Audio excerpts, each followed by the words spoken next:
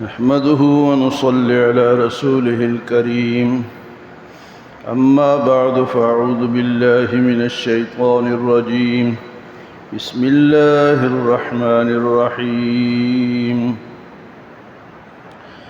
ونفخ في الصور فإذا هم من الأجداث إلى ربهم ينسلون قالوا يا ويلنا من بعثنا من مرقدنا هذا ما وعد الرحمن وصدق المرسلون إن كانت إلا صيحة واحدة فإذا هم جميع لدينا محضرون فاليوم لا تظلم نفس شيئا ولا تجزون إلا ما كنتم تعملون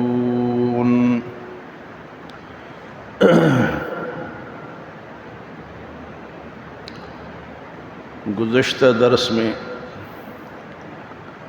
قیامت کا ذکر تھا کہ جب موت آئے گی ایک اسرافیل سور پھونکے گا تو کسی کو گھر واپس جانے کی مہلت نہیں ملے اور نہ وہ گھر والوں کو وصیت کر سکے گا فلا یستطیعون نصرہم ولا الی اہلہم یرجعون. تو سور جو ہے حدیث مبارک میں کہ 2 دفعہ پھونکا جائے گا. ایک دفعہ جب سور پھونکا جائے گا تو ساری دنیا ختم ہو جائے گی، سب لوگ مر جائیں گے، سب چیزیں مر جائیں گی. اور سور کیا ہے کہ وہ ایک آلہ ہے، سینگ کی طرح آلہ ہے جس میں وہ فرشتہ منہ میں لے کے بیٹھا ہوا انتظار میں ہے کہ کب اللہ کا حکم ہو اور میں اس میں آواز لگاؤں. اس کو سور کہتے ہیں. وہ آواز جب لگائے گا تو ہر چیز جو ہے وہ دھرم برم ہو جائے گی، سب لوگ مر جائیں گے. اس کے بعد یہ جب سب مر جائیں گے تو دوبارہ سور پھونکا جائے گا 40 سال کے بعد. دنیا ختم، چٹیل میدان پڑی ہوگی. اس کے بعد دوبارہ جب سور پھونکا جائے گا تو پھر قبروں سے اٹھیں گے، پھر حساب کتاب کے منزل شروع ہوگی. یہ 2 دفعہ سور پھونکا جائے گا جس کے درمیانی وقفہ کتنا ہے جی؟ 40 سال کا. تو آج دوسرے سور پھونکنے کی باری جو ہے اس کا ذکر ہے. وَنُفِخَ فِي الصُّورِ، اور جب سور میں پھونکا جائے گا فَإِذَا هُم مِّنَ الْأَجْدَاثِ إِلَىٰ رَبِّهِمْ يَنْسِلُونَ، تو قبروں سے اٹھ کر اللہ کی طرف دوڑ پڑیں گے. فَإِذَا هُم مِّنَ الْأَجْدَاثِ، قبروں سے اٹھ پڑیں گے. فَإِذَا هُمْ يَنْسِلُونَ إِلَىٰ رَبِّهِمْ يَنْسِلُونَ، اپنے رب کے طرف دوڑتے ہوئے جائیں گے. سب قبروں سے اٹھیں گے اور جناب اللہ کی طرف دوڑ پڑیں گے. تو جب یہ منظر ہوگا تو یہ مردے پھر کہیں گے قالوا یا ویلنا من بعثنا من مرقدنا، ہائے کس نے ہمیں ہمارے قبروں سے اٹھا دیا. قالوا یا ویلنا من بعثنا من مرقدنا، کس نے ہمیں ہمارے قبروں سے اٹھا دیا. تو آواز آئے گی ھذا ما وعد الرحمن وصدق المرسلون، یہ ہے وہ اللہ کا وعدہ جو اللہ نے تمہارے ساتھ کیا ہے اور اس کے رسولوں نے سچ کہا تھا. یہ ہے وہ وعدہ. اٹھ پڑیں گے تو پریشان ہوں گے. تو قبروں میں تو پڑے تھے نا، چلو ایک حالت میں تھے، لیکن جب اٹھیں گے اور دوڑیں گے اللہ کی طرف تو پھر کہیں گے کہ ہمیں کس نے اٹھا دی. قالوا یا ویلنا، ہائے ہمارے لیے افسوس ہے، یا ویلنا افسوس ہے، کس نے ہمیں اٹھا دیا. من بعد قالوا یا ویلنا من بعثنا، اور کس نے ہمیں اٹھا دیا من مرقدنا، اپنے قبروں سے. تو آواز کیا آئے گی؟ ھذا ما وعد الرحمن، یہ وہ رحمان کا وعدہ ہے جو اس نے تمہارے ساتھ کیا تھا کہ تم نے مرنا ہے. اور لوگ سمجھتے ہیں کہ مر گئے تو ختم ہو گئے، ختم نہیں ہوئے.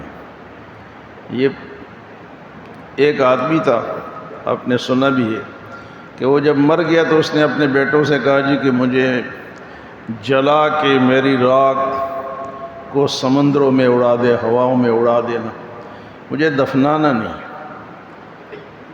بیٹوں نے اس کی وصیت پوری کی. جب وہ مرا تو اس کے لاش کو جلاتے ہیں، ہندو جلاتے ہیں، حالانکہ قرآن کہتے ہیں من مرقدنا، قبروں سے اٹھیں گے. قبر جو ہے نا، یہ صحیح طریقہ یہ ہے کہ قبر میں دفنائے جائے.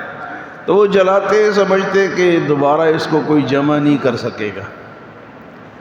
ان کا یہ عقیدہ ہے کہ دوبارہ کون یہ راکھ کو جناب دوبارہ جمع کرے گا. تو اس آدمی نے بھی بیٹوں سے کہا کہ کیا کرو، مجھے جلا دو اور میرے راکھ کو سمندر برد کر دو اور ہواؤں میں اڑا دو. جب اڑا لیا، اللہ پاک نے ہواؤں کو حکم دیا سمندروں کے کہ فوراً دوبارہ جمع کرو. دوبارہ جمع کیا، اس کو دوبارہ انسان بنایا. اللہ پاک نے پوچھا بھائی تو نے یہ حرکت کیوں کی؟ تو اس نے کہا یا اللہ میں نے تیرے ڈر کی وجہ سے میں نے وہ کام کیے جو انسان نہیں کرتا. انسان کے باہر کے کام میں نے کہ انسانیت سے گرے ہوئے کام میں نے. آج بھی ہم جو ہے انسانیت سے باہر کے کام کرتے ہیں اور سمجھتے ہیں کہ ہم بچ جائیں گے، بچیں گے نہیں. تو اللہ پاک نے جمع کیا اور پوچھا بھئی کیوں یہ حرکت کی؟ تو اس نے کہا یا اللہ تیری ڈر سے میں نے جو کام کیے تھے میں تیرا سامنا نہیں کر سکتا. تو انسانیت سے گری ہوئی حرکتیں کرنا اور اللہ سے نہ ڈرنا، تو کیا وہ سمجھتے ہیں کہ ہم بچ جائیں گے؟ کبھی نہیں بچیں گے. تو پھر اللہ پاک نے فرمایا کہ جب تو مجھ سے ڈرا تو یہی تیری بخشش کا ذریعہ ہے، جا تجھے میں نے بخش دیا. تو اس نے کیا کیا جی؟ اپنے لاش کو جلا کے اور راکھ کو اڑا دیا. قالوا یا ویلنا من بعثنا، کہیں گے ہائے کاش ہمیں کس نے اٹھا دیا من مرقدنا، اپنے قبروں سے. تو جواب آئے گا ھذا ما وعد الرحمن، یہ ہے وہ رحمان کا وعدہ. وصدق المرسلون، اور اس کے رسولوں نے سچ کہا. ان کانت الا صیحۃ واحدہ، نہیں ہوگی مگر ایک چیخ ہوگی. فَإِذَا هُمْ جَمِيعٌ لَدَيْنَا مُحْضَرُونَ، اس ایک چیخ کی وجہ سے سب کے سب میرے سامنے حاضر کر دیے جائیں گے. سب کے سب میرے سامنے حاضر کر دیے. کوئی یہ نہیں کہا کہ چھپ جائے گا یا ملک چھوڑ جائے گا یا جنگلوں میں چلا جائے گا یا زیر زمین چلا جائے گا یا امریکہ بھاگ جائے گا. ہاں جی، یہاں تو لوگ بھاگ جاتے نا، ڈاکہ ڈال کے اور چوری کر کے اور بدمعاشی کر کے قتل کر کے بھاگ جاتے ہیں.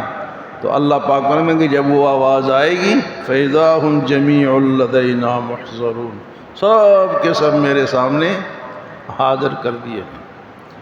یہ ہے وہ قیامت کا منظر. پھر اللہ پاک فرماتے فَالْيَوْمَ لَا تُظْلَمُ نَفْسٌ شَيْئًا، اس دن کسی نفس پر کچھ بھی زیادتی نہیں ہوگی. زیادتی نہیں ہوگی، ظلم نہیں ہوگا. فَالْيَوْمَ لَا تُظْلَمُ نَفْسٌ شَيْئًا وَلَا تُجْزَوْنَ إِلَّا مَا كُنْتُمْ تَعْمَلُونَ، اور وہی جزا ملے گی، وہی سزا ملے گی جو تم کرتے رہے ہو، اس سے زیادہ نہیں. یہ نہیں کہ دوسرے کا گناہ ہمارے اوپر ڈالیں.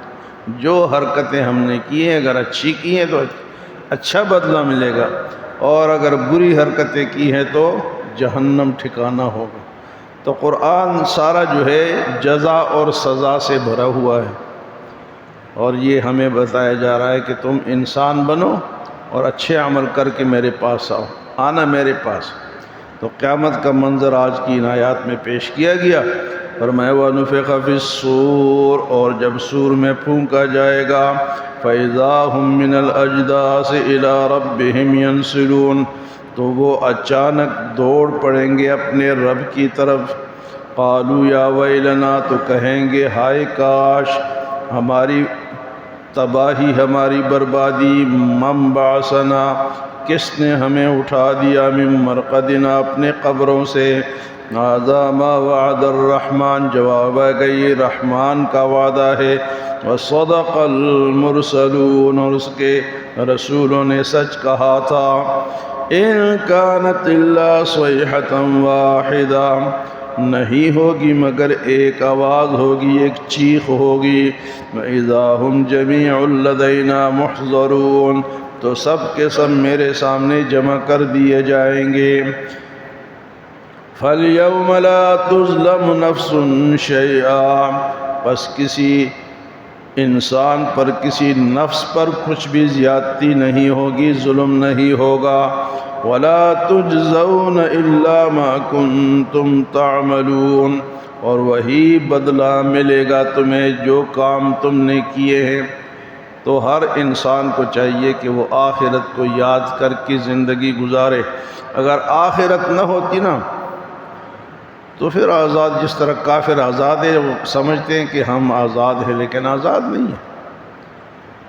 یہی تو پیدائش کا مقصد ہے کہ ایک جگہ ہے جہاں انصاف ہوگا، ورنہ دنیا میں تو نا انصافی ہے، ہر دوسرا بندہ ظالم ہے، ہر دوسرا بندہ جو ہے وہ دوسرے کا حق کھاتا ہے، تو حساب کتاب کہاں ہوگا؟